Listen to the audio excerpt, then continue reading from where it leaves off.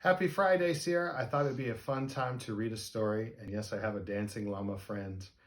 He's hanging out with us. He wanted to hear the story. So the story I chose is called The Paperboy, and it's by Dave Pilkey.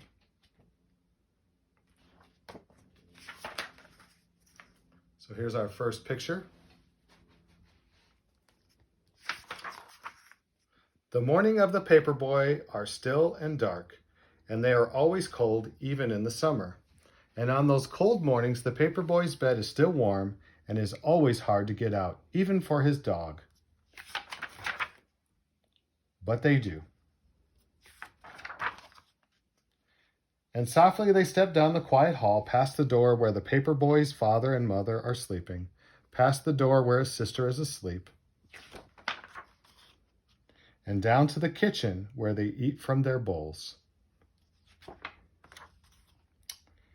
And then out to the garage where they quickly fold their papers, snapping on green rubber bands and placing them in a large red bag.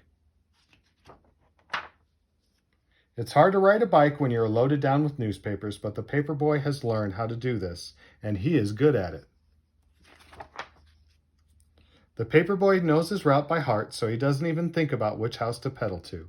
Instead, he is thinking about other things, big things and small things, and sometimes he is thinking about nothing at all. His dog, too, knows his route by heart. He knows which trees are for sniffing. He knows which bird baths are for drinking, which squirrels are for chasing, and which cats are for growling at. And all the world is asleep except for the Paperboy and his dog. And this is the time when they are the happiest.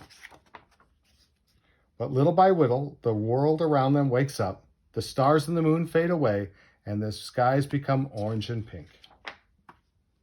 And when the Paperboy has delivered his last newspaper, he and his dog race home, and his empty red bag flaps behind him in the cold morning air. Soon they are back home. It is still dark inside, but the sounds of the morning are all around. His father and mother are awake and talking softly in their bed, and his sister is downstairs watching Saturday morning cartoons. And back inside his own room, the Paperboy pulls down his shade and crawls back into his bed, which is still warm. And while all of the world is waking up, the Paperboy is going back to sleep, and his dog is sleeping too. Their work is done. And now it is time for dreaming. I hope you enjoyed the story. Don't go back to bed. Get up, make it a great day on Friday, and we'll see you soon. Bye.